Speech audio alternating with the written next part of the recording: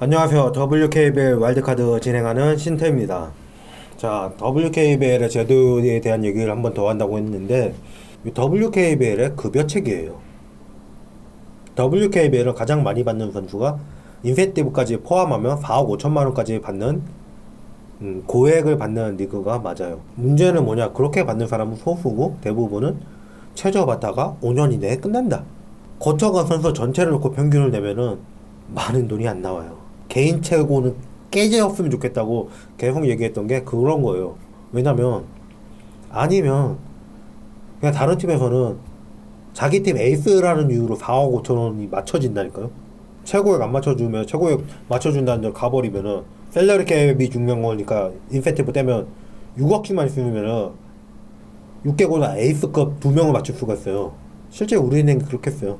퓨처스는 할 때마다 우리은행 제일 못하죠. 왜? 거기 다 사모으는 선수들이에요. 솔직히 말해서.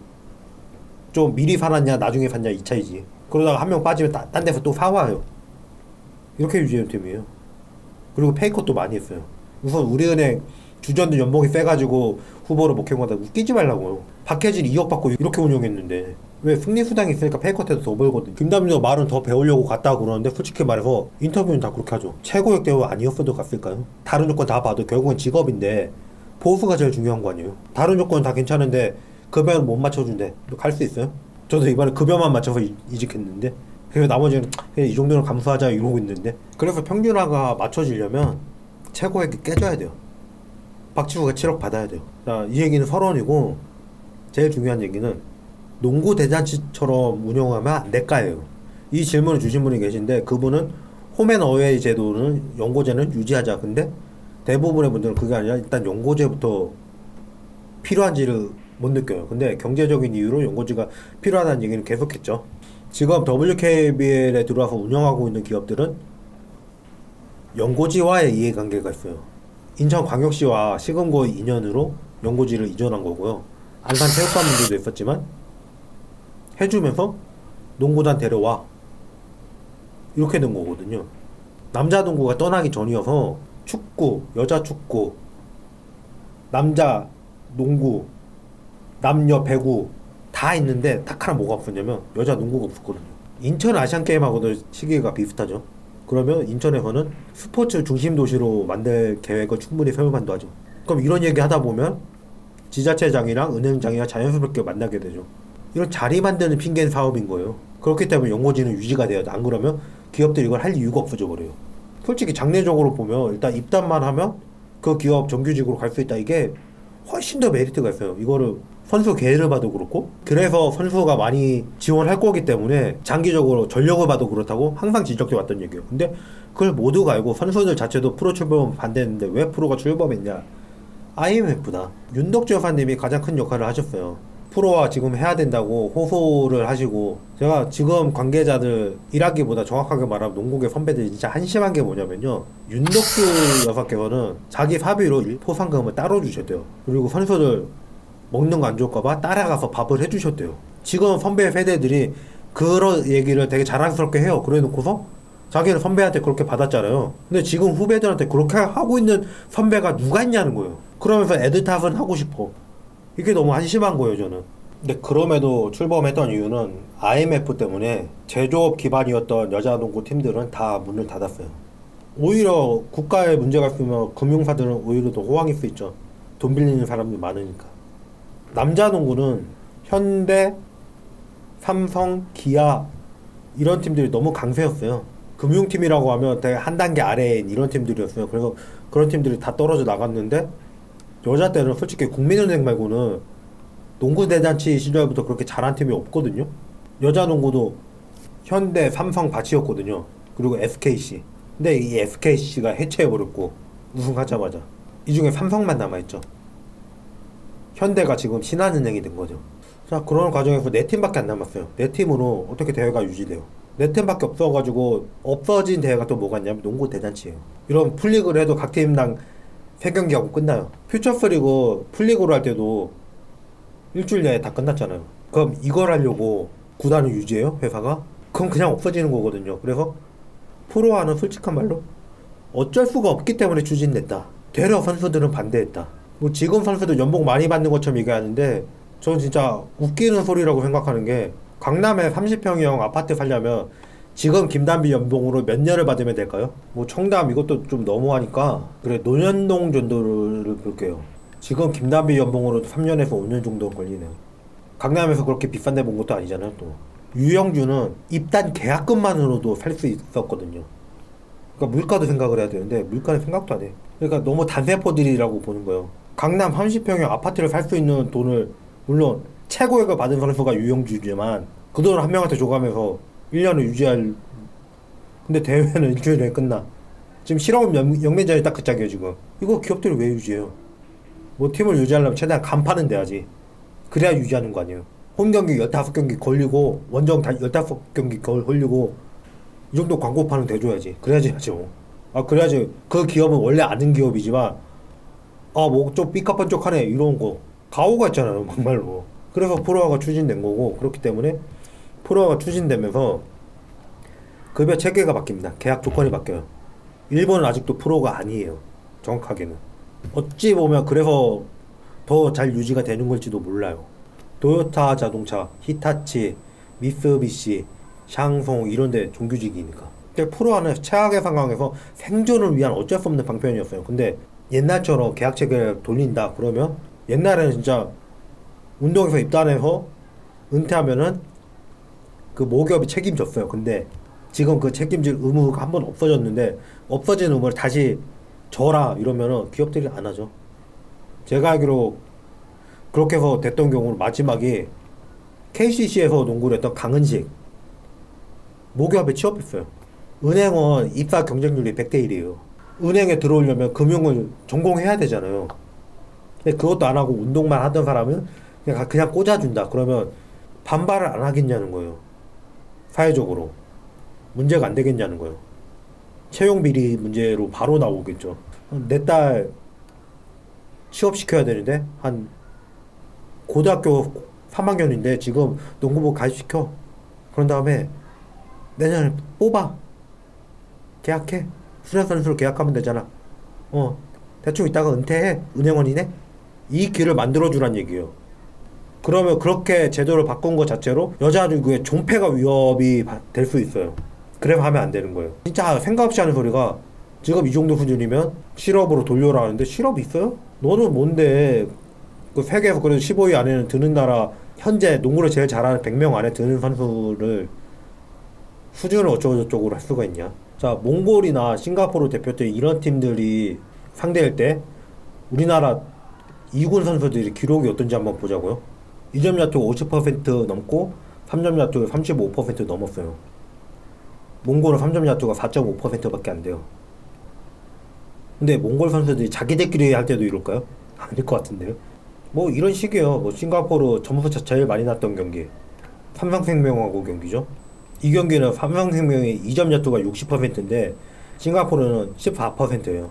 동호회에 선출도 오는 경우 있잖아요. 선출도 슛 다 들어간다고 다 놀래요. 그러면서 하는 말이 근데 왜 프로 때는 그렇게 안 되는 거예요? 이거 진짜 아무 생각 없는 거잖아요. 그게 왜 그러겠어요? 되게 단순한 얘기죠. 만만이들 상대는 다 그 정도 해요. 근데 상대가 만만하지 않으니까 상대도 프로니까 이 생각을 안 하고 얘기하는 거잖아요. 그러니까 들어갔다 안 들어갔다 이것만 가지고 얘기하는 사람은 어디 가서 농구 봤다고 얘기하지 말라는 거예요. 그 프로냐 실업이냐는 계약 제도 차이예요. 당신이 하는 얘기는 실력이 떨어지니까 옛날처럼 정규직으로 채용해서 정년을 보장해주자. 지금 프로의 나이대가 되게 다양하죠. 거의 40 된 사람도 있고 이제 갓 20 된 사람도 있고 그렇잖아요. 그러면 몇십만 명 태어나는데 그 중에서 10명 안에는 들어야지 가능하다는 얘기인데 물론 그 사람들이 다 농구를 하진 않죠. 적어도 자기 학년에 몇십 명 있는데 그 중에서 상위는 됐다는 얘기고 계속 살아남았다는 건 또 그 중에 상위라는 얘기인데 자기 분야에서 그 정도 되는 거 증명하는 사람만 그런 얘기 하라니까요. 분야가 뭐든 자기가 그 정도 되는데 그런 얘기 하고 다니는 사람 제가 못 봤어요. 꼭 백수들이 그런 얘기 하고 다니지. 그리고 농구 대잔치 시대가 되게 흥행했다고 하는데 솔직히 말하면 흥행했다 뿐이지 그게 뭐 수익이 난 것도 아니고요. 농구 대잔치가 경기 수가 그렇게 많지가 않아요. 10서너 경기 이 정도밖에 안 돼요. 자 95년 여자부로 찍어놓고 봤는데요. 경기 수가 12개밖에 안 돼요. 아 그리고 뭐 경기 수가 늘어야지 주전들 체력 부담 때문에 그런다고? 그럼 라운드를 한 라운드 늘리면 되잖아. 자 여자부 농구 대잔치가 마지막 대회였던 마지막 대회라는 건 프로 출범 전을 얘기하는 거요. 98년 다 해체하고 이거밖에 안 남았죠. 그래서 경기수가 몇 개? 5개. 수원대 끝까지 쳐가지고 14개 팀이 있었어요. 그런데 경기수는 15개. 이걸로 유지가 돼요. 그래서 나온 대책이 프로화였던 거예요. 이걸 제대로 옛날처럼 돌리면은 뭐 나아지는 게 있어요? 지금 현 시점에서? 근데 왜 그런 얘기를 하는 거예요? 그냥 분풀이잖아요, 그냥. 근데 멍청하니까 할 수 있는 얘기잖아요. 아, 잘 모르니까 그렇게 말할 수도 있다고. 잘 모르면 알아보고 얘기해요. 그 얘기할 시간에 왜 이렇게 바꿨느냐 한번 찾아보면 금방 나오니까 한번 알아보고 얘기해요. 그건 하지도 않고 얘기하기 때문에 제가 그렇게 얘기하는 거예요. 그러니까 뭐 슛률도 단순 비교하면 안 되는 게 지금 30경기제잖아요. 20경기 뛴 거는 상도 안 줘요. 왜 표본 작다고. 그러니까 이때랑 지금이랑 비교해서 슛률을 얘기한다는 것도 말이 안 되는 거예요. 지금 선수들은 30경기제 뛰죠. 여기에 썸머리고 박신자컵 뛰죠. 뭐 트리플잼 이벤트도 나가야지, 뭐 유튜브 미디어 사업도 해야지 하는 게 많아요. 그래서 정인철 감독이 그때 선수들 지금 애들처럼 뛰라고는 못 뛴다는 거예요. NBA에서도 옛날에 농구했던 사람들 80년대 90년대 경기 보고 이건 우리 같은 게임이 아니라고 그랬어요. 그때는 대단했죠. 피지컬들이 좋았으니까 똑같은 기술을 써도 나오는 태가 다르거든요. 프로랑 막상 하는 거 보면은 프로가 뭐 특별한 건 아닌 게 아니라 똑같은 걸 하는데 스펙 자체가 차이 나요. 그 차이가 나는 거지. 지금은 좀 스펙이 많이 떨어진 게 사실이긴 해요. 이미 농구 대잔치도 유지가 안 돼서 없는데 뭘 어떻게 돌릴 거예요, 그때처럼. 저도 선수들 차라리 은퇴하고 나서 모기업이 보장해 준다 그래서 농구 많이 한다고 하면 얼마나 좋겠어요. 안 된다니까요. 제가 무슨 리스크가 있는지 얘기를 해드렸잖아요. 그러니까 제발 좀 나는 무슨 팬일 뿐일까 모를 수도 있고 틀릴 수도 있고 이런 얘기 좀 하지 마요. 좀 생각이 다를 수도 있지 그런 얘기도 하지 말고 옳고 그름은 따져야죠. 꼭 사람들이 어떻게 나오냐면 핏대 세우고 이게 맞다고 우기는 사람이 갑자기 자 하나씩 짚어보자 하고 하잖아요. 그럼 갑자기 나는 뭐 팬일까 모를 수도 있고 그거 몰라도 되고 이러고 나와요 갑자기. 방금 전까지 자기 말이 맞다고 빗대 세우던 사람들이. 저한테서 이런 얘기도 처음 들으신 것처럼 하는데 솔직히 말해서 살면 그만큼 살았으면은 처음 듣는 얘기가 아닐 거예요. 어떤 분야든 다 연계가 돼 있는 얘기라서. 일단 금융권이 연계가 돼 있는 얘기고 문화권이 연계가 돼 있는 얘기라서 다 무슨 일은 어디서든 한 번은 들어봤을 얘기예요. 정말 한 번도 못 들어봤다. 바운더를 넓히세요 좀. 만나는 사람만 만나지 말고. 키껏 설명을 해줬어요. 그랬더니 한 달 지나가지고 똑같은 얘기 또 물어봐요. 또 해줬어요. 한 달 지나서 똑같은 얘기 또 물어봐요. 이걸 몇 년을 해야 돼. 실제 그런 사람들이 존재하기 때문에 제가 이걸 하는 게 의미가 있냐 이런 얘기를 하는 거예요. 그 정도 관심 없으면 왜 물어봤나 싶은 거예요 저는. 제가 말하는 얘기가 비밀이 하나도 없거든요. 근데 왜 가만히 앉아가지고 누가 입에 넣어줄 때까지만 기다려요. 관계자들 그렇게 분탕질 칠 수 있는 이유가 뭐예요? 이런 얘기 하는 사람이 저 하나니까 저 하나만 배제시키면 돼서 그런 거잖아요. 그럼 제가 늘어나야죠.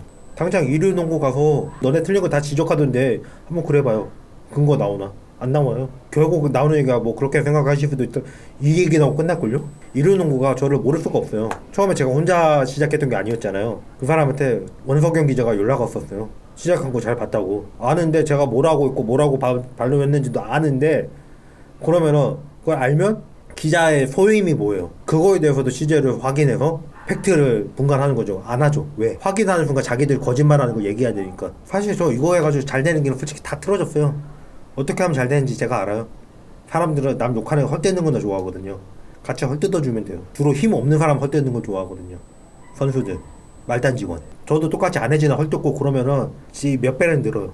제가 알아요. 아는데 안 하는 거예요. 인간이 할 짓이 있고 안 할 짓이 있어가지고. 근데 그런 거 보고 좋다고 하는 사람들이잖아요. 근데 무슨 수준을 기대하나. 나 그것도 내가 뭐 하는 건가. WKBL 한번 물어봤는데 시작할 때는 한다고 얘기하고 시작했는데 뭐 와서 직접 선수들 인터뷰하고 이런 거는 하지 말라는 얘기를 들어가지고 안 하고 있는 건데 이것만 풀리면 한 50만 원만 나왔으면 좋겠어요. 제가 먼저 편에서 말했던 그 생각하고 있는 그 친구 고용하게. 내가 돈을 벌려는 게 아니라. 구상해놓은 컨텐츠가 되게 많거든요. 제가 하고 있는 이 계획을 들은 사람이 몇 명 있는데 다 그거 좋다고 그랬어요. 물론 제 면전이라서 그렇게 말했는지 몰라도 저 여자농구 콘텐츠에서 이 이상 기획은 날 수가 없다고 보거든요. 여러분들이 저를 도와주셔야 될 거는 제 얘기가 협회한테 이파리 박히게 도와주셔야 되는 거예요. 여러분들이 뭐 하세요 지금? 제가 이런 얘기하면? 손 놓찬 얘기 하시잖아요. 제 입장에서는 죄송하지만 저랑 뜻을 같이 하시는 분들마저도 아무 도움이 안 되는 거예요. 그러니까 제가 내가 무슨 뻘짓하나 이런 고민을 하는 거예요. 저 돌려 말할 줄 몰라요. 왜냐면 몇 번 돌려 말해봤더니 못 알아먹더라고요. 뭐 생각나는 게 있으면 할 건데 당분간 좀 쉬지 않을까 싶어요. 지금 이직하는 회사에 적응도 해야 되고, 그리고 예, 언제가 될지 모르겠지만 다음에 뵙겠습니다.